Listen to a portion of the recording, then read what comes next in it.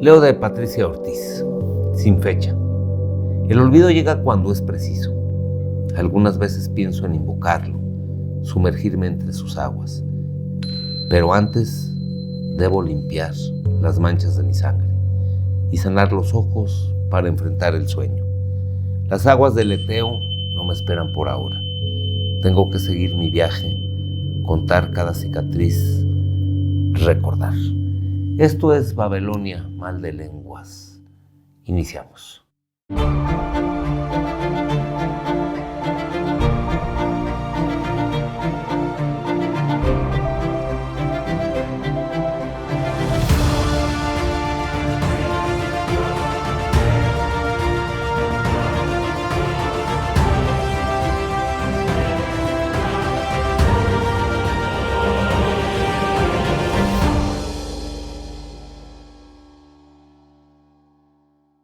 Muchas gracias por acompañarnos en este nuevo programa de Babelonia, mal de lenguas. Y ya lo sabe usted, la palabra es solo el pretexto, pero lo es todo. Nos acompaña esta noche la poeta Patricia Ortiz, a quien doy la bienvenida. Pati, ¿cómo estás? Muy buenas noches. Hola Agustín, buenas noches. Pues muy contenta de estar aquí en Babelonia. Nosotros muy honrados de tu presencia, Pati. Que es oriunda de aquí de Aguascalientes, que es abogada de profesión, pero con maestría en artes en la Universidad Autónoma de Aguascalientes. Así es. Y con otra maestría en la Universidad de las Artes también.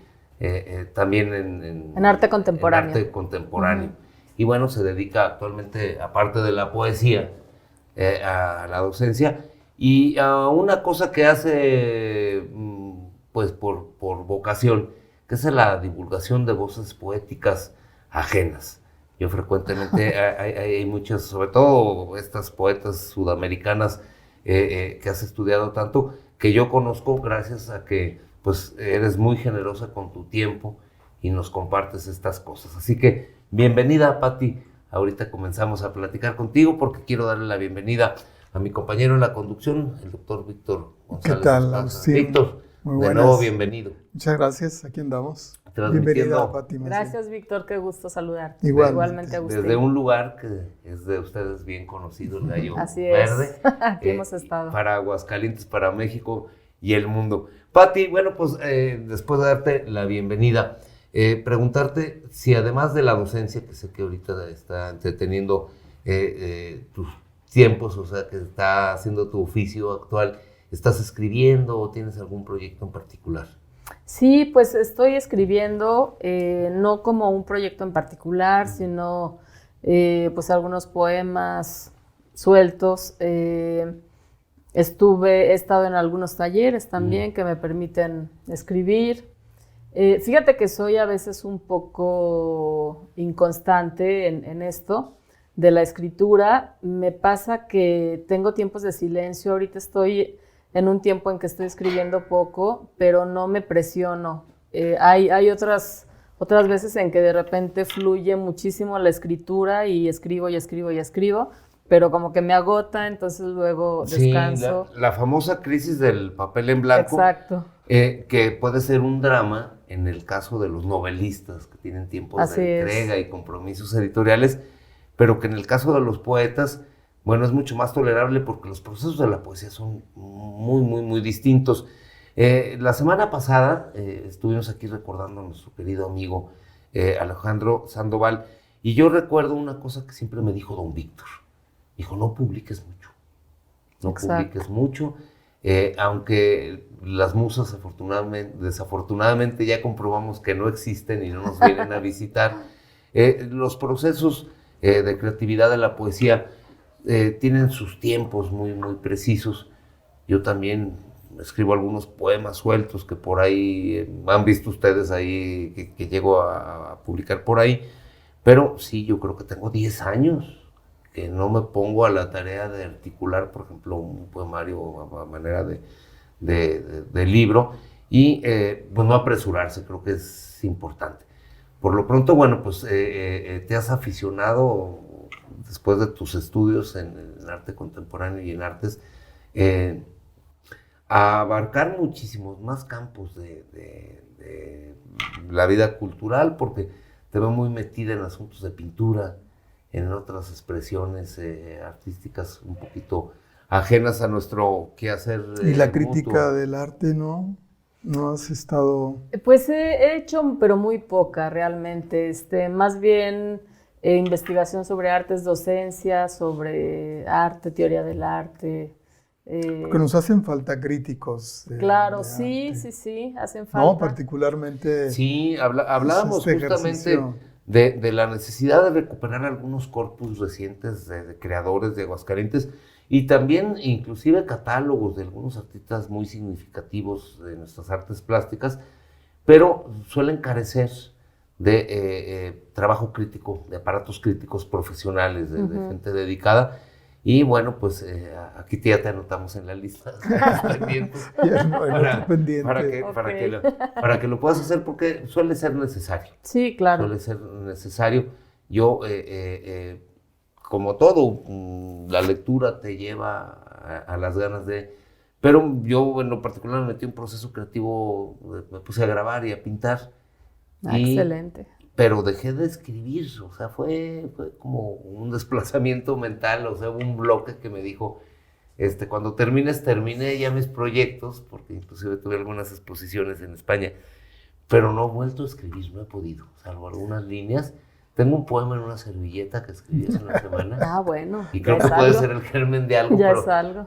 Pero hay que buscar en mis archivos la de servilletas que se van a encontrar, mis poco probables biógrafos para descifrar aquello, Pati. Entonces, estás dando ahorita clases en la Universidad de las Artes. Así es, estoy en las licenciaturas de Artes Visuales y Danza, dando materias teóricas, evidentemente. Muy contenta de dar clases, la verdad que es algo que me apasiona, me complementa también con esto de la poesía. El derecho lo tienes... Lo tengo abandonado. Sí. Es que es demasiado prosaico, ¿no? Sí, exacto. Y hablando del lenguaje, te interrumpo, Víctor, y te doy la palabra. Hablando del lenguaje, la lógica jurídica tiene su propio lenguaje. Claro. Es un lenguaje críptico para los legos. Sí. Y creo que en ese sentido sí es demasiado prosaico, hablando de que primero está escrito en prosa y no en verso, pero en el sentido que se le da ahora lo prosaico, ¿no? Demasiado terrenal. Exacto. Siendo que estamos hablando de gente que su materia prima, pues son las palabras de altos vuelos. Víctor. Bueno, le quería comentar que lo que conozco de tus poesías, hay siempre una referencia a la memoria, ¿no? Es una reconstrucción finalmente, sí, de tu propia vida, de tu propia experiencia, pero también de la manera en que recuerdas este tipo o los acontecimientos, ¿no?, que has tenido. Claro, sí, incluso antes de mi último libro, que es Diario de lo Deshabitado, del cual Agustín leyó un poema, que precisamente habla también sobre la memoria y el olvido, esta dualidad tan fuerte. Escribí otro libro que se llamó Memoria de la Huida, que justamente indagaba sobre esas cuestiones que dices. Y sí, pues yo creo que la memoria propia, pues es siempre un indagar, echarse un clavado a uno mismo y a través de la poesía tratar de sacar, quizá de sublimar un poco de manera catártica a veces, pues lo que traes adentro. Tengo que traer a cuento a Borges. Claro, el memorioso.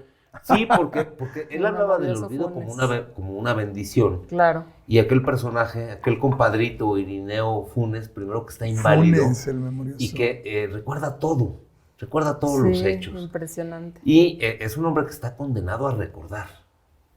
Y evidentemente una de las cosas que suele hacer la poesía es renombrar el pasado para vivirlo de otra manera y en un movimiento catártico de liberación. Exacto.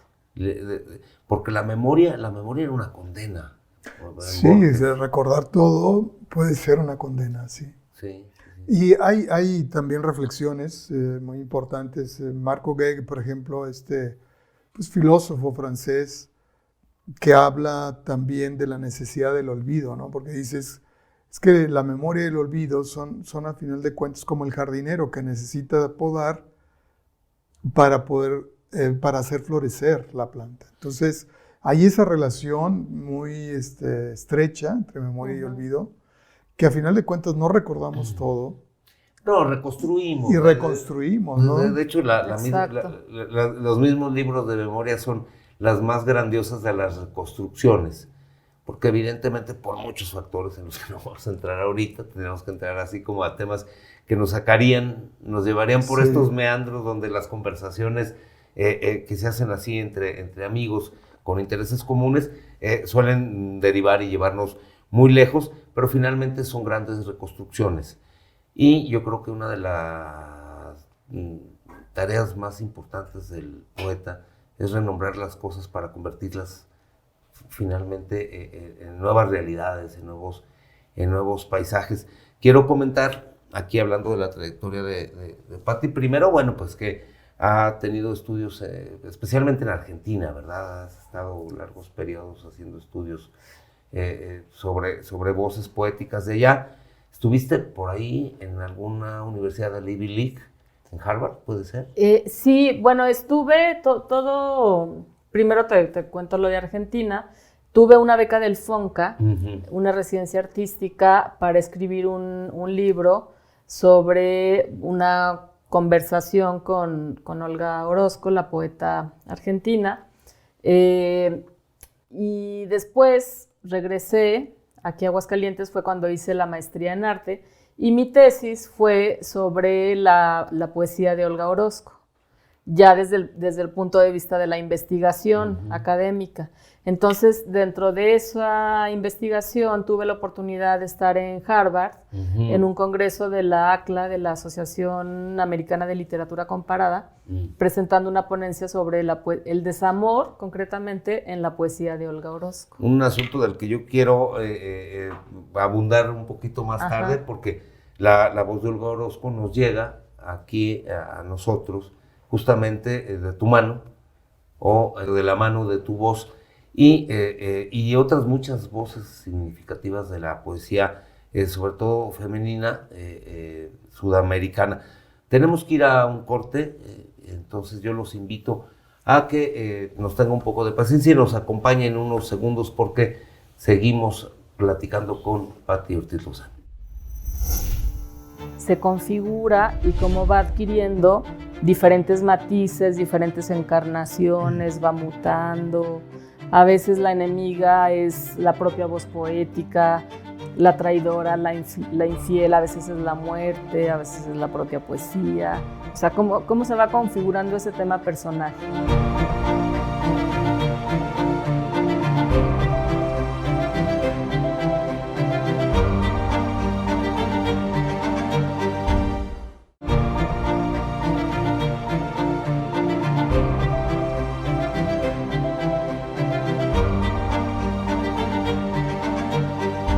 Vino del otro mar, como el presentimiento que la habitaba, oyendo el temblor pisando del fango, y oyendo buscó su voz, y luego un muro, un eco, una voz para charlar, para decir y entender esas palabras que eran humaredas errantes, exhaladas por la boca del viento, escritas desde siempre para ella, por Olga, su Olga.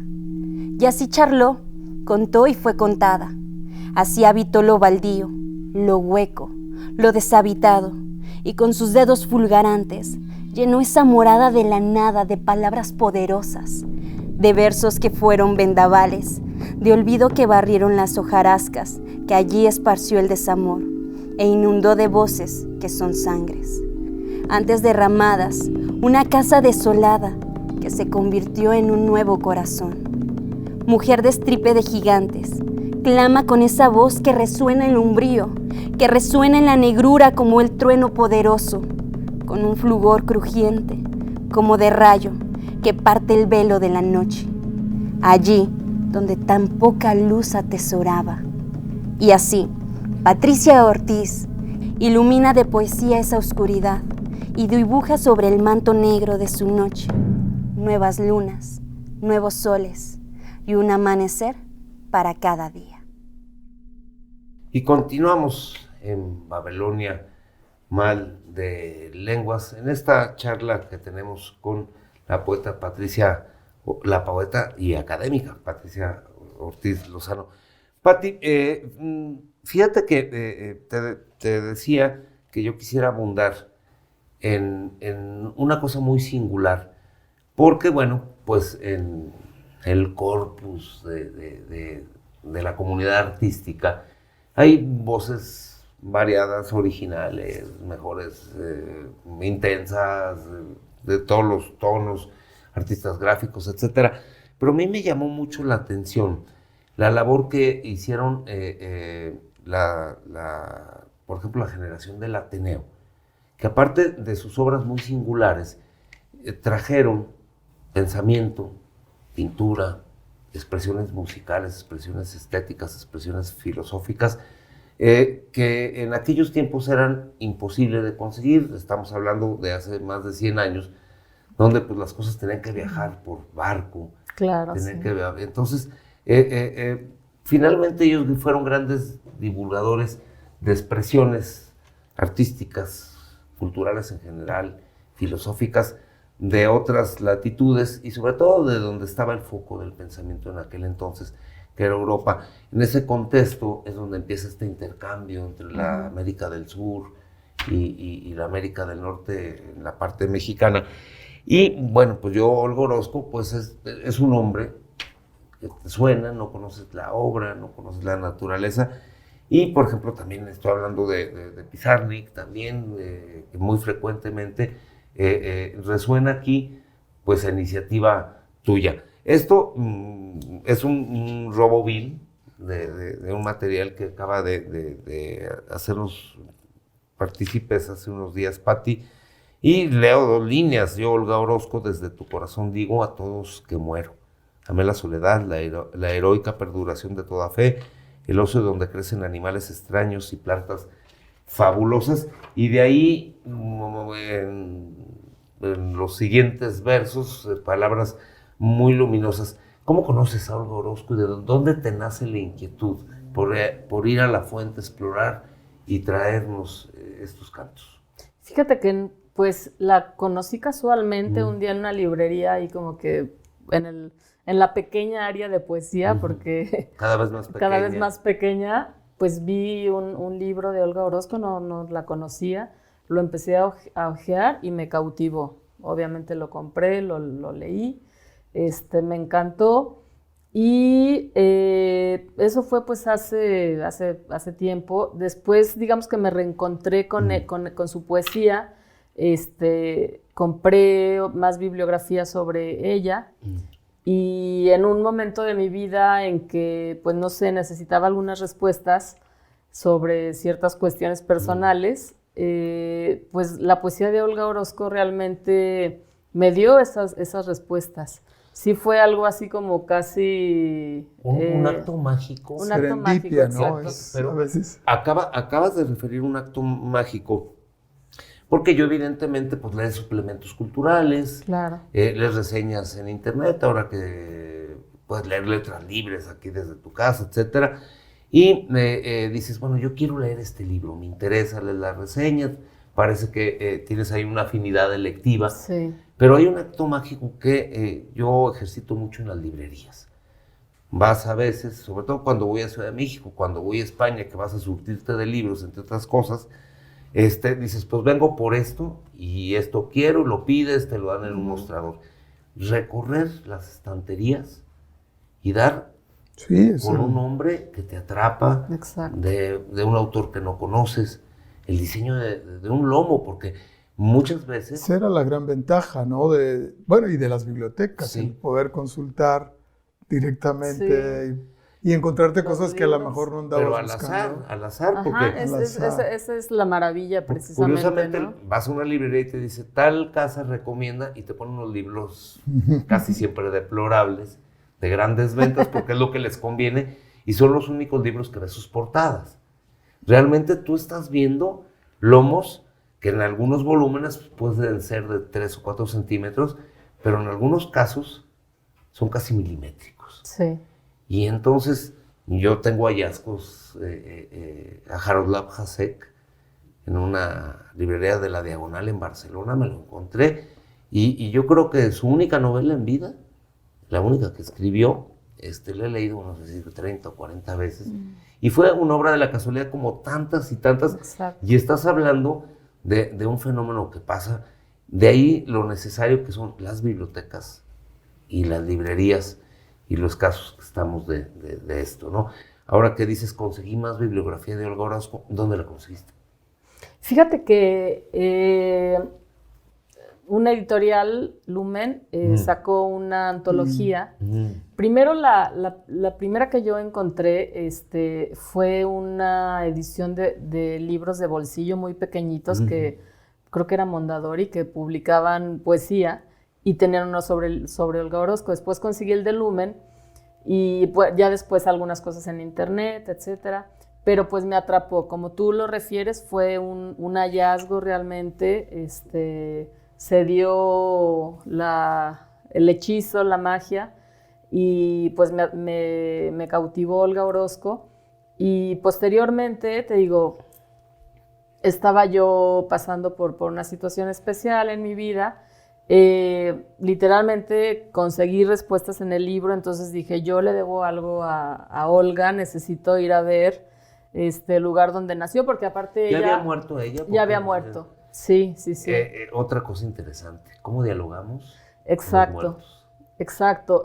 Por eso yo le llamé una falsa conversación con Olga Orozco en mi libro Diario de lo Deshabitado, que es el proyecto que hago cuando voy a Argentina con esta beca del FONCA. Realizar una conversación pues con una Olga Orozco que ya había fallecido, una falsa conversación, evidentemente, y sobre diferentes temas, desde la infancia, el amor, el desamor, la muerte, los viajes, la memoria, etcétera, el olvido, desde luego, la poesía.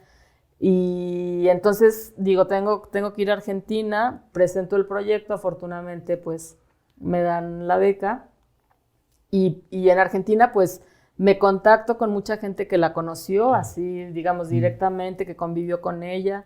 Voy a su casa en La Pampa, que ahora ella nació en La Pampa, en un lugar que se llama Toay, un lugar muy, muy pequeño en La Pampa, Argentina.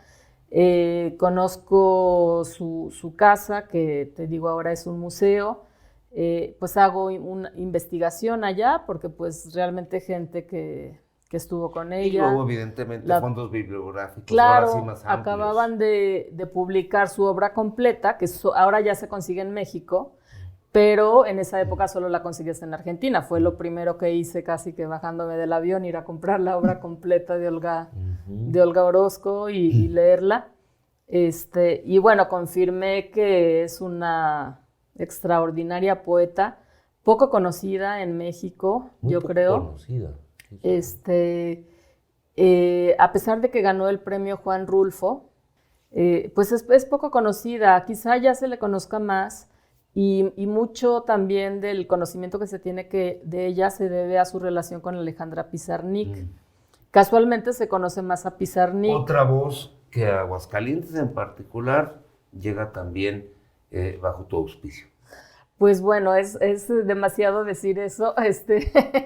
¿Qué te digo? Hay mucha gente que lee a Pizarnik. Pero trabajaste tu tesis de maestría sobre Olga Orozco. Sobre Olga Orozco, concretamente. Platícanos un poco ahí de tu tesis también. Porque Sí, claro que sí. Nada más. ¿No la has publicado? No la he publicado. Está pues ahí esperando en la universidad. La verdad que, pues sí, no estaría mal publicarla. Y en la tesis de Olga Orozco, que por cierto, Olga Orozco fue como la maestra espiritual, una guía moral de Alejandra Pizarnik, era mayor que ella, y pues la influyó mucho, pero les digo, se conoce más a Pizarnik. Pero mi tesis en concreto fue el análisis de en teoría literaria, en tematología, de un tema personaje que Olga Orozco denomina la enemiga. Entonces analizo en concreto 3 poemas. Obviamente, pues para eso tuve que revisar la obra completa y bueno, tú sabes de esto más que yo, Víctor. No. Sí fue un trabajo arduo. En esos 3 poemas analizo cómo la enemiga se configura y cómo va adquiriendo diferentes matices, diferentes encarnaciones, va mutando.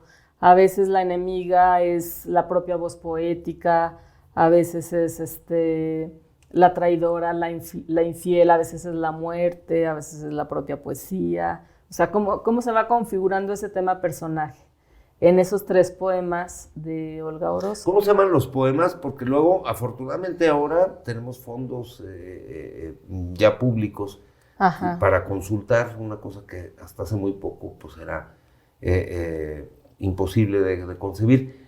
Porque luego la gente que nos oye me encuentra en la calle y me dice, oye, ¿y exactamente qué? Y entonces, bueno, pues yo la verdad sobre la obra de Olga Orozco conozco muy poco, pero ¿cuáles son los poemas que trataste? El primero se llama precisamente Para nombrar a la enemiga. Bueno, el poema sí, desde un libro que se llama Los Juegos Peligrosos, pero ese es el nombre, Para nombrar a la enemiga. Otro es La Cartomancia. Y ella que andaba en cosas de tarot. Sí, era muy esotérica, leía el tarot, leía las runas, y bueno, el tercer poema se llama Con el humo que no vuelve. Y fíjate que parte de mi tesis empezó porque yo quería demostrar que Olga Orozco iba mucho más allá de los temas esotéricos, que es como se le conoce mucho. Yo decía, no, o sea, su poesía es... Yo tenía esa referencia. Súper vasta. No exclusiva, pero sí tenía la referencia. Sí, como que se le encasilla un poco en eso. Sí, claro, tiene, por ejemplo, bueno, La Cartomancia es un poema que habla sobre el tarot, pero vaya, pues te digo, habla sobre muchas cosas, la infancia, la muerte, el desamor, el otro, bueno, infinidad de temas. Pues interesante para leerla. Sí. Y bueno, ahora afortunadamente recomendarles, vayan a una librería y cómprenla, pues es un consejo vano. Pero finalmente yo, a propósito de esta charla, estuve leyendo fondos documentales, porque aparte los argentinos son pródigos, especialmente en el mundo hispano, en tener estos materiales la parte editorial, públicos y disponibles. Tenemos que ir a un nuevo corte. Le pedimos que nos espere un momento porque continuamos aquí en Babilonia con esta muy entretenida e interesante charla con Patty Ortiz. De la biblioteca de Víctor Sandoval, que tenía un ejemplar que no sé dónde debe estar, pero es de colección, de Luna de Enfrente, su libro ultraísta de Borges, del que reniega toda su vida y niega que sea compilado, pero una edición muy vieja de Sudamericana.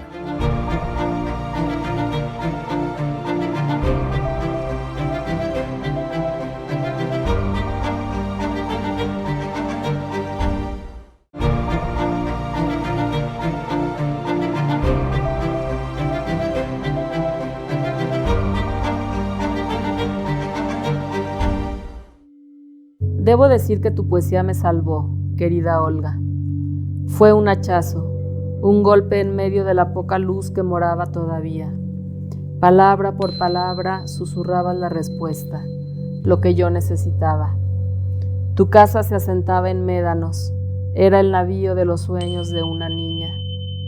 He visto por tu ventana un resplandor inesperado, también la luz es un abismo. Era tanto el viento que pasaba por tu pueblo que era preciso poner cercos para detener la arena.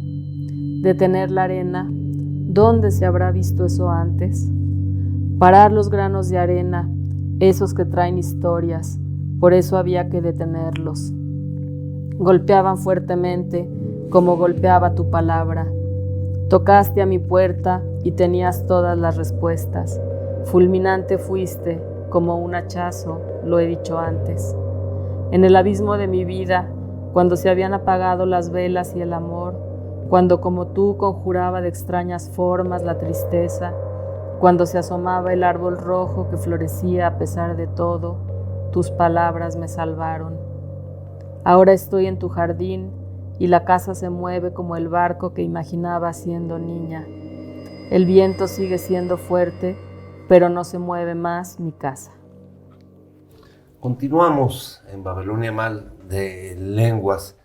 Falsa y no tan falsa conversación con Olga Orozco, porque bueno, pues ya no lo decía Quevedo, ¿no? Podemos conversar con los muertos, precisamente gracias a que nos dejaron su voz y en su caso muy significativo. Estoy en tu jardín, estás en su jardín. Sí. Y entonces se vuelve una conversación porque finalmente son dos inteligencias que conviven, se comunican, que dialogan y pues un hallazgo afortunado. Hay que buscar al poeta que me traiga las respuestas. Tengo poetas en mi altar. Oye, que te atrape así como... Muy privado. Tengo obras que son para mí indispensables de cabecera. Pero una que me haya dado respuestas, y les hablaba de Jaseca hace rato, me hace reír. Y para mí es un tipo de respuesta. Claro. Pero ese nivel, ese de decir, estoy en tu jardín, y establecer un verdadero diálogo entre dos inteligencias y dos voces suena prodigioso. Pati, una pregunta, ya hablando de ti como poeta.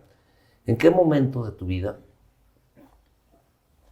la mano te lleva al verso, la voluntad te lleva a la idea de construir, de nombrar, de cantar?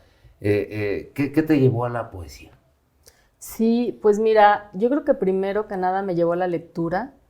Fui afortunada en casa porque había libros, pero yo empecé leyendo sobre todo cuento y traté de escribir cuento en la infancia y es hasta la adolescencia que la poesía me atrapa.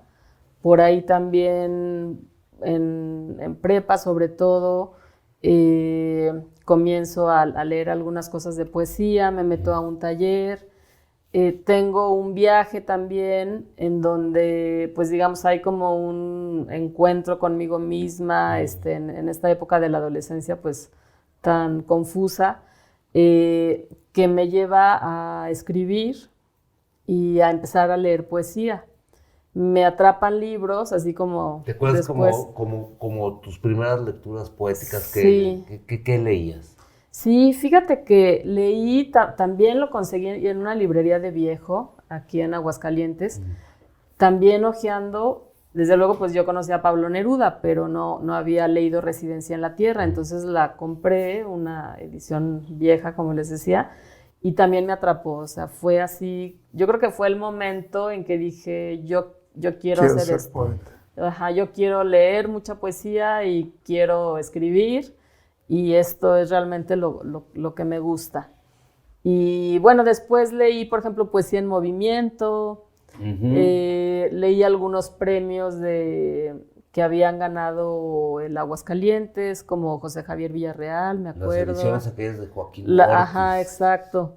Empecé después a leer a los poetas americanos como Whitman, por ejemplo, y luego pues los franceses, un poco ya también en el taller con los amigos que empiezas a coincidir. ¿Con quién tallereabas de gente que ha persistido en esto?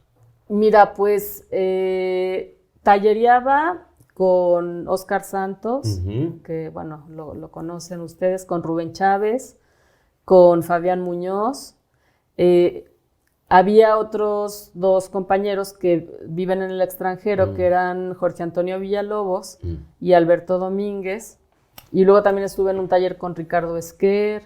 Después estuve en otros talleres con Enriqueta Ochoa, por ejemplo, bueno, así digamos, los más importantes con Dolores Castro. Con Coral Bracho, por ahí también alguna vez tomé un taller. O sea, tienes una larga trayectoria de tallerista. Sí, en algún momento ya hace tiempo que no tomo talleres de poesía como tal. Bueno, hace poco tomé uno, tenía mucho tiempo que no tomaba, Pero sí, creo que se aprende bastante en el taller. Fíjate, yo jamás tallereaste. Jamás hice un taller de poesía. Pues te sirve también como decía Sí, hace para rato, para producir, intercambiar, ¿verdad? para Pues, producir, evidentemente intercambias lecturas, hablamos etcétera. aquí de un taller que tú conoces por referencias obligadas, que es el de Donoso Pareja.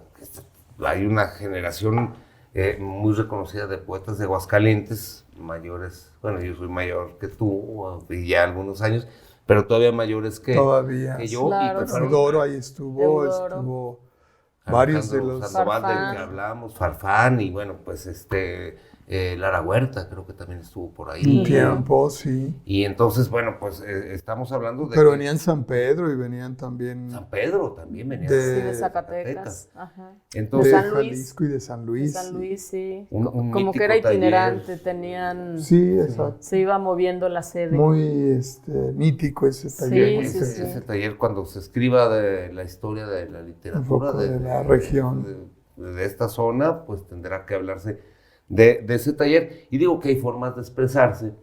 Y la verdad es que yo, por ejemplo, trabajé muy en solitario. Nunca he estado en una sesión de un taller de poesía, pero me resulta interesante. Y a lo mejor era una cosa de que yo era más bien cohibido y decía, ¿por qué voy a...? No sé, nunca lo planteé. No, Sí, no. para vencer eso, sí te lleva, pues, digo, a mí en lo personal, al principio decía, no, qué pena, como yo voy a leer mis cosas, ni siquiera sabía si eran poemas o qué, pero luego pues es útil porque... Porque luego yo sé de estos talleres que hablas tú, que han dado tantas voces, tantos poemas.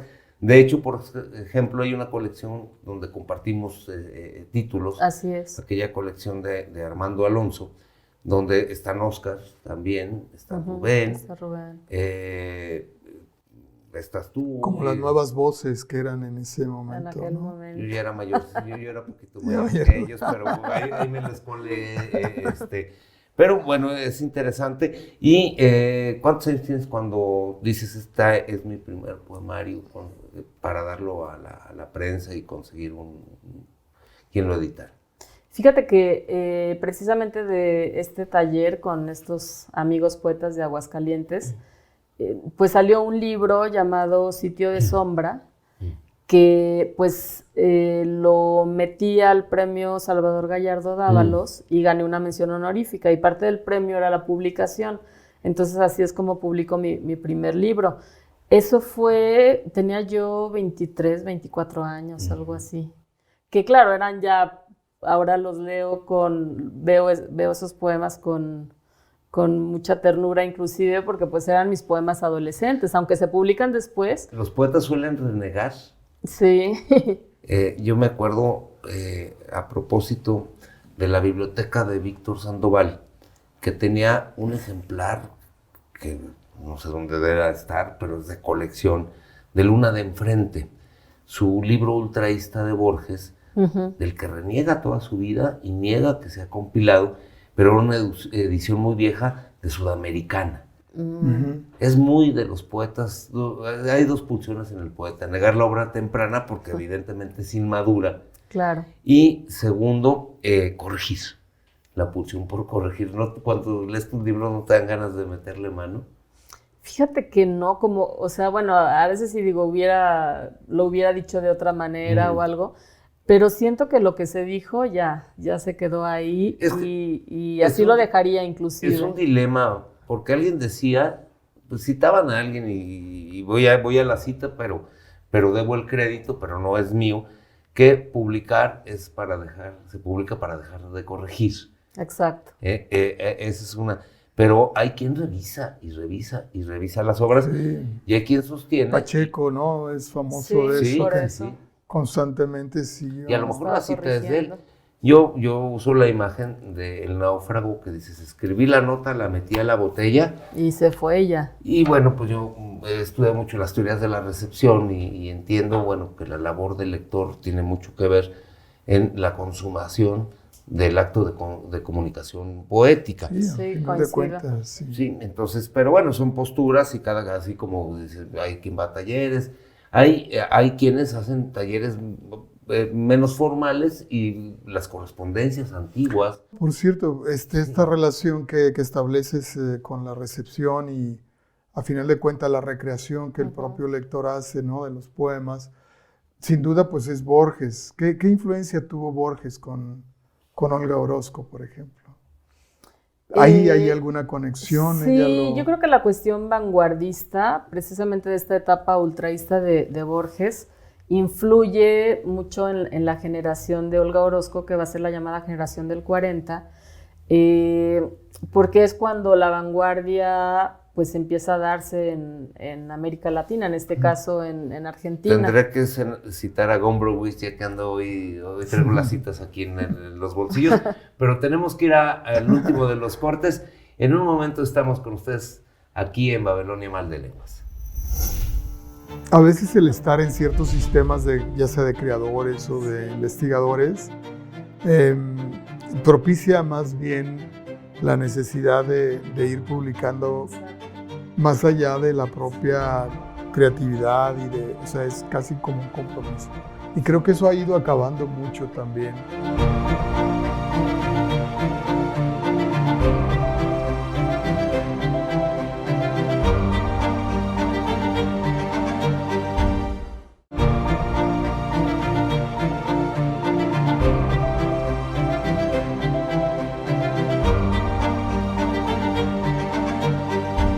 Estamos de regreso. Muchísimas gracias por continuar con nosotros aquí en Babilonia Mal de Lenguas. Y bueno, dije, tengo la cita a flor de los labios. Y cuando Witold Gombrowicz, después de 4 décadas, puede finalmente abandonar Buenos Aires, es acompañado por una serie de escritores jóvenes, narradores y poetas que veían ya en él el genio excepcional que fue Witold Gombrowicz, y le dijeron, danos un consejo antes de ir. Y dijo, maten a Borges. y no se refería a que fueran a agarrar un cuchillo, sí, claro, un tema tan argentino, los cuchilleros, y que lo asesinaran, sino que mataran al padre, porque era tan pesada la sombra de Borges, que opacó a generaciones enteras, y sigue opacando, sobre todo a nivel internacional, la figura de grandes y grandes escritores sudamericanos, y particularmente uruguayos y argentinos. Así Los es. chilenos como que se cuecen en otro cacerola. Un poco cuando Patti estaba leyéndome, y por las referencias también que hiciste, Patti, de Pablo Neruda, de Whitman, como que es otra tradición, digamos, que no es estrictamente, ¿verdad?, precisamente la de yo por ejemplo, yo la verdad es que Pound y Eliot los tengo en el altar, pero estoy leyendo a George Oppen, y Cummings, poetas de otras tradiciones que enriquecen.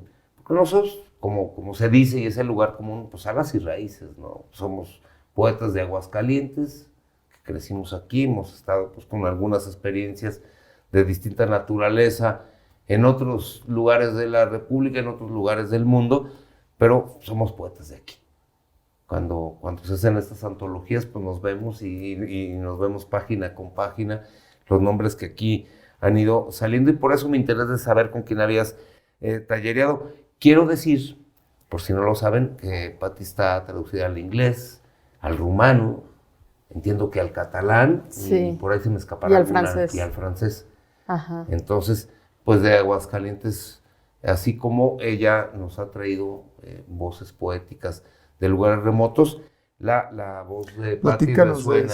¿Qué obras están ahí? Son algunos poemas sueltos en revistas. En realidad algún libro completo no se ha traducido. Ojalá algún día se pueda hacer esto. Pero más bien en algunas revistas han aparecido. Así es. Qué bien, ¿no? Pero bueno, pues siempre son revistas que se publican allá en Rumania, en Francia, en Estados Unidos, y en España, en el caso del catalán. Así es. En el resto de la península, pues no es necesario traducirte, a lo mejor al andalú, pero finalmente, qué importante que estas voces resuenen, porque como dices, las arroja uno al mundo, y depende justamente de los procesos de recepción. y unos procesos en los que ustedes están muy compenetrados, que yo los llamo, cuando doy clases, los procesos de intermediación, que tiene que ver las publicaciones, las críticas, los editores, y que responden justamente a los públicos de cada lugar y lo que están necesitando, y que da pie a las traducciones, a las ediciones remotas, a la invitación en los congresos. ¿Cuántos libros, Pati? Tengo 5 libros publicados. El primero es Sitio de Sombra, Casa de Lluvia, El Otro Mar, Memoria de la Huida y Diario de lo Deshabitado. ¿Qué libro me tocó presentar tuyo en la Casa de los Milagros? El Otro Mar. El Otro Mar. Sí, hace ya muchos años. Hace muchísimo. Ella es muy, muy joven, y sobre todo si comparamos pues, aquí con... Ni tanto. Porque aquí le vamos el promedio de edad muy, muy feo en esta selección, pero somos Víctor y yo.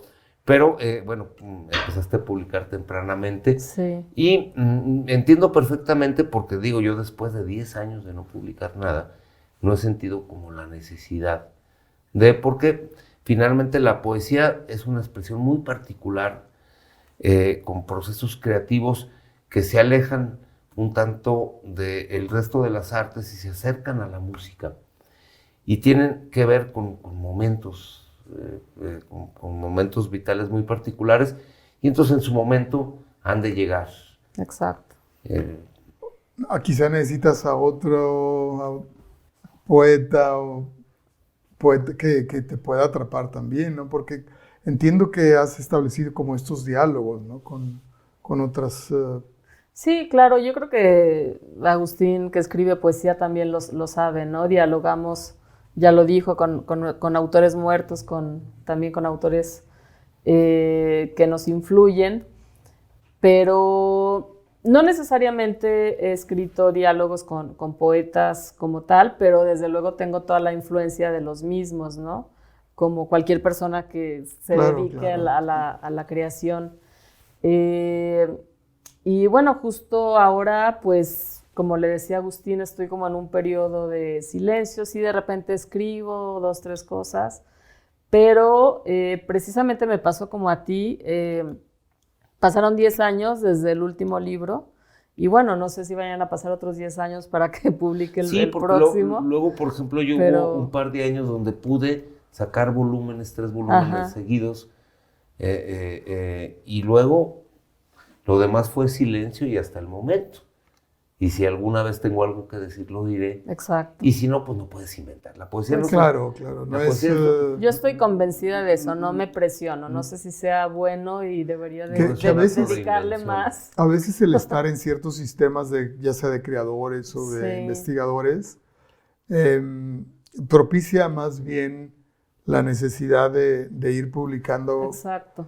Más allá de la propia creatividad o sea, es casi como un compromiso. Y creo que eso ha ido acabando mucho también con buenas investigaciones y quizás hasta pues yo creo que la burocracia, ¿no? Sí, ¿verdad? El sentirte que tienes que ir pues son sistemas creando cerrados con sus propias reglas. Y entonces quien habita en esos... Hay quien habita en esos sistemas, ¿no? Ecosistemas, ¿no? Y los habitan y bueno, se les da. Finalmente, pues la gran poesía no viene de ahí.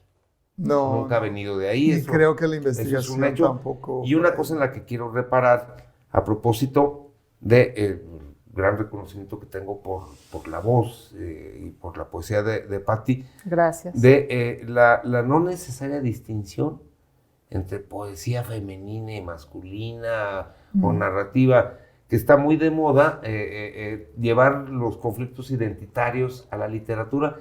Y yo, en lo personal, sigo sosteniendo que hay literatura muy buena, poesía excepcional. Escuchamos lo poquito que escuchamos de Olga, lo que escuchamos tuyo, y que, bueno, pues las etiquetas y los adjetivos salen sobrando, ¿no? Se hace gran literatura, o se hace mala literatura, como se hacen coches muy buenos y coches utilitarios, y coches, o como se hace todo lo que como artífices, como humanos, hacemos.